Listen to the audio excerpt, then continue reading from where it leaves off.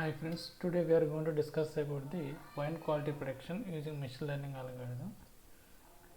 So this is the imbalanced dataset. So the dataset information. So two datasets are related to red and wine variants of the Portuguese Vietnam red of wine. So these two datasets can be viewed as like a classification problem. So there are the two data sets. So first one is the wine quality wine with data set shape is 4898 instances and 12 columns, 12 features. And wine quality red also be 1599 instances and 12 columns. So the given link is the about the dataset link. So this dataset link is about the UCI machine learning repository. So here the dataset is the, so this is the attribute information. So there are the total 12 attributes. Among the 12 attributes, 11 attributes are related to the input variables, and 12th attribute is the quality. So quality, they are giving the some information, quality rating values between the 0 to 9. So let's see the data set information clearly. So this is the attribute information. So fixed acidity, volatile acidity, citric acid, residual sugar. So these are the input features, and 12th feature is the quality. So the score is between 0 to 100. So before going to the results, first we have to go to the data set execution. So first I have to import the basic libraries. So these are the NumPy, Pandas, Matplotlib, C1, and next I am importing the wine quality white.csv. So if you see the data set, so this is the data set. So and if you go to this directory, so if you go to the data folder, so the data folder contains two red.csv and white.csv. so these are the two different .csv files. So here I am taking the white data set. So here this is the importing the data. So wine quality white.csv separated with the semicolon. So now the basic data exploration. So in this step we will perform the some of the operations like head of the data set, shape of the data set, and information of the data set, and summary of the data set. So if you see this head part of the data, so this is the by default 5 instances of the data is displayed. So first 5 rows of the data, and this is the last 5 rows of the data. So df.type, so sample means randomly it will display the 5 observations. So if you see the shape of the data, so this data set contains 4898 observations and 12 columns. So if you want to see the information of the data set, so this data set contains 4898 entries, which means from 0 to 4897 instances. And so if you want to see the summary of the data set, which means the statistical information of the data, if you want to see, so this is the statistical information of the data: count, mean value, standard deviation, minimum value and maximum value, and 25th percentile, 50th percentile, and 75th percentile. So if you want to see the missing values of the data, so this data set does not have any missing values. So now we will check the duplicates of the data, if any duplicates are exist or not. So before going to check the duplicates, first we have to check the shape of the data. So this data set contains 4898 observations, 12 columns. So if you want to check the duplicates, so totally here 938 duplicate rows are existed. So I have to drop this 938 duplicate records. So that is the purpose I have to drop the duplicates. So after drop the duplicates, I will check again the data set. So which means that 3961 observations are not existed, which are we. So among the 3961 observations, there is no duplicate records. So if you want to see total 4898 observations and 3961 is the instances. So which means that 937 is the duplicate records. So this data frame contains the 937 duplicate records. So we will remove this duplicate from the data set. So which means that 3961 records are the distinct records. So if you want to visualize the data set, so if you check the quality, so this is the quality, means this is the one attribute of the data, so which is the target variable. So in this target variable, so these are the quality types 6, 5, 7, 4, 8, 3, 9, which means that quality 6 has the 788 records, quality 5 has this 1175, quality 9 has the 5 records, which means that this data set, if you visualize the data set in the form of a count plot, see quality 3 contain 20 records.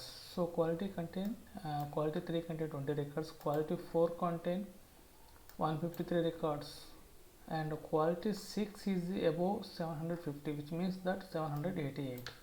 So this total information can be visualized in the form of the count plot diagram. If you want to see the correlation matrix, so in this correlation matrix the diagonal pairs are always 1. So if you want to visualize this correlation matrix in the form of the representation diagram, so here, so this alcohol 0.46, so this is the more correlated variable with quality. So next I have to divide my data into two parts, so independent variable and dependent variable. So which means my independent variable is 3961 observations with 11 columns, and target variable is only quality with 3961 records. So next I have to apply the feature scaling. So what is the necessary for apply the feature scaling? So feature scaling in machine learning is one of the most critical steps during the pre-processing of the data. So before creating the machine learning model. So before creating the machine learning model, we have to apply the feature scaling. So scaling can make difference between weak machine learning models and a better one. So the most common techniques for feature scaling are the normalization and standardization. So even not only normalization, standardization, so other techniques also existed, like min-max scaler, binarizer existed. So what is the purpose of the feature scaling means? So if an algorithm is not using feature scaling method, so without applying the feature scaling, if you simply feed the data to the machine learning model, so the model may give the wrong prediction. Why it may give the wrong prediction means, let's understand. For example, so the data, one of the attribute in the data may contain the 1000 meters. So another feature may contain the 7. So in the form of units it is the meters. In the form of another variable is the kilometers. So in terms of kilometer the value is 7 kilometers. So in terms of meters it is 1000. So which means that, but that actually is not true, and in this case the algorithm will give a wrong prediction. So we can use the feature scaling to bring all values to the same magnitude. So which means that, so one attribute may contain the 4-digit number, another attribute may contain the 1-digit number, so but units are different. So machine learning can understand that, so the machine learning may give the more preference to this high value number. So at that point of time it may give the wrong predictions. So that's the purpose we have to do feature scaling before feed to the model. So that's the purpose I'm using the standard scaler. So standard scaler I'm applying to the one input features x. So next, in your case, while you are doing the project, so not only apply the standard scaler, you can also apply the normalizer, you can also apply the min-max scaler, you can also apply the binarizer. You can check which scaling technique gives the better results. So next, after doing the scaling technique, then I have to do the VIF. So what is the purpose of VIF? So what is the full form of VIF? So VIF means variance influence factor. So which determines the strength of the correlation between the independent variables. So among the independent variables, how much the correlation is have, which is determined by the VIF. So VIF scores independent variables represent how the variables are is explained by other independent variables. For example, VIF starts with the value 1, which means this VIF has no upper limit. So there is no upper limit, so the VIF value can be go beyond 1. So if suppose VIF value 1, which means no correlation between the independent variables and the other variables. Suppose if VIF value exceeds 5 or 10, so which indicates that high multicollinearity between the independent variables and the others. So now I have to apply the variance influence factor on all scaled features. So where I did this is the x underscore res is my rescaling the input variables. So here I am passing the input variables, so I am applying the standard scalar. You will get the xres. If you want to see this xres, how the values will be looks like. So if you see, so the all values will be looks like this, but actually our x value will be looks like this. So this is the x values will be looks like this, but when you apply the standard scalar, so the x values will be looks in the form of array. So when you apply the variance influence factor on the input features, you can see some of the features have the greater than 10, which means that this density feature has the 24.40 and residual sugar may have the 10.98. So this is the two features are greater than 10. So actually according to problem statement, people can take as a threshold like 5 or 10. So in this project I am considering the 10 VIF. So VIF value greater than 10, those features I have to remove. So that's why, so from this x I have to drop this residual sugar and this density. So that's why I'm drop this feature from the x. So now before dropping, my dataset shape is the 3061 observations 11 columns. So after drop these two features, my dataset will be changed from 11 features to 9 columns. So again I apply the standard scalar on the 9 these 9 features, and again I will check the data. So now I will check the target variable quality. So this is the like that. So now after applying the standard scalar on the 9 input features of the 3961 records, now I have to create the data with train and test split method. So here x train, y train, x test, y test, which means that I have to divide my independent and dependent variable with 20% for the test data, 80% for the training data set. So let me check. So this is my training 80% of the data, and this is the 20% of the data. So now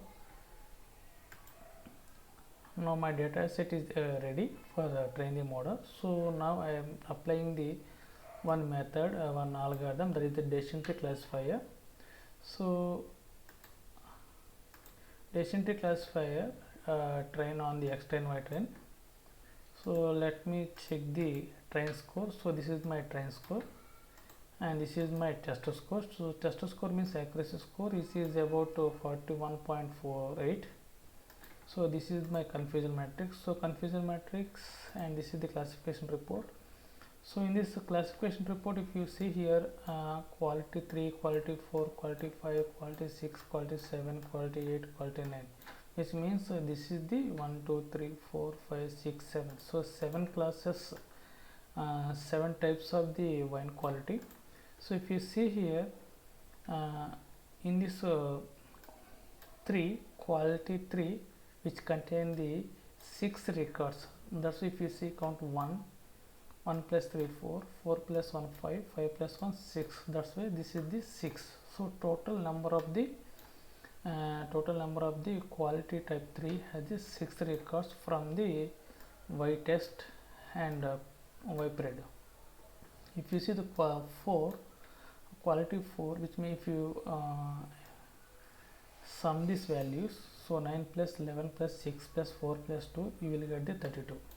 So similarly, if you add these values, you will get this quality number 9. This is the 4. If you see 1 plus 2 plus 1, that is the 4. So this is the confusion matrix of this decision tree classifier. So here diagonal elements are correctly predicted, so non-diagonal elements are wrongly predicted. So this is the elements are correctly predicted. So if you see, so is this data set contain the imbalanced data? So imbalanced data means, what does that mean, imbalance? So here the target variable is y has the different types of the different sizes of the instances. So observation means the quality 6 has the 788 instances, quality 9 has the 5 instances. So it means this data set is totally imbalanced. So if the data set is imbalanced, so at that point of time, so people actually we have to consider for the macro average and micro average. So macro average is a method can be used when you want to how this system performs overall across the data sets. So micro average can be useful measure when your data set varies in size. So data set is in various different sizes, at the time micro average can be considered. If the classes have the same number of instances, which means this balanced data set at that moment of time, so the macro and micro average will be about the same. But in this given problem, so this is not be balanced data. So that's why I am taking the precision. So precision score for the macro precision, micro precision and weighted precision. So average, micro average, micro average. So precision score of the macro, so macro is 27.16, micro is 41.49, so weighted is 41.48. so if you want to know how these values you will get, suppose if you want to know how these values will be generated, so for that purpose, if you want to know full details about the multi-class classification, people, so I am recommended to go my channel. So in this channel, one of the video, it is about this lecture. So lecture number 17, confusion matrix for the multi-class classification. So in this lecture I clearly explain about this total classification report values, how we will be get these values by mathematically and by the programming also I was explained in lecture number 17. So please go and watch this video. So here I am not explain how these values are getting, but I am telling here so how this value getting. So which means that so average of this precision means so quality type 3, this value, this value, this value. So this all values means average of all values, it is the 0.2617. let's see. So 0.330, so 0.333, 0.2941, 29 this value, 0.2751, 0.2751, 4894, so 0.48, 0.4894, 0.4894 and 0.4769, 0.4969, 0.2590, 0.2590 and 0.0857 and 0.000. so which means 7 types. If you average, if you see this value 0.2716, which is same as this value. So similarly, if you want to get this value, which means this is the value of the macro average. So macro means macro average is equal to average score of the all 7 classes. So if you want to get this value, so you can average of these values, so recall values by 7, you will get this value. If you want to get this value, so average of F1 score 0.2222, so this values you can average, you will get this macro average of the F1 score. and micro average and accuracy, this will be same. If you see micro, so precision score of the micro 41.49, and if you want to execute 41.49, so 41.49 the same thing, and F1 score is also be the same 41.49. so this is the precision, average macro, average micro, so average weighted average, so precision, recall, F1 score. So micro average and macro average scoring, these are the two metrics are used for evaluating the models trained for the multi-class classification. So whenever you supposed to doing the project related to the multi-class classification, so at that moment of time for evaluating the models, we supposed to consider this micro average and macro average. So when to use micro average and macro average? So use the micro averaging score when there is need to weight of each instances are equally. And micro average precision score is the sum of the true positives for the all individual classes. So for example, for 7 classes are there, so TP1, TP2, TP3, TP4, TP5, TP6, TP7 by TP1, TP2, TP3, TP4 to 7 plus FP1, FN2, which means that this is the formula like the macro precision. So use the macro average score will be all classes need to be treated equal validated overall performance of the classification. So macro average score is the simply arithmetic mean of the individual classes score in the relation to the precision, recall, F1 score. So use the weighted macro score in case of the imbalances. So if you want to check the df.head, so this is the first 5 rows of the data. So if you want to give these values as input to your model, so it may give the wrong prediction. How can you say? So these values I am considering as the input values. I am changing the input data to the NumPy array. So this is the input data converted into the NumPy array. Then we can reshape this NumPy array. Then we have to apply this decision tree method on this reshaped data, and we can check the prediction. So the prediction giving the wrong results. So if you given the input data and the model predicted wrongly as A because of the lower accuracy. So next I can apply this one more model, that is the random forest. So random forest I can apply the same kind of approach, precision, recall, F1 score, and also be another model, that is the support vector classifier. So support vector classifier is also giving these results. So precision, recall, score. So which means that if you see these results, so my data set is, so here train and test is 80 to 20%. I am applying the standard scalar. So at that time, so my decision tree classified train score is 100, test score is 44.01. So precision at macro precision, micro precision, macro recall, macro F1 score, micro F1 score. So if you observe here,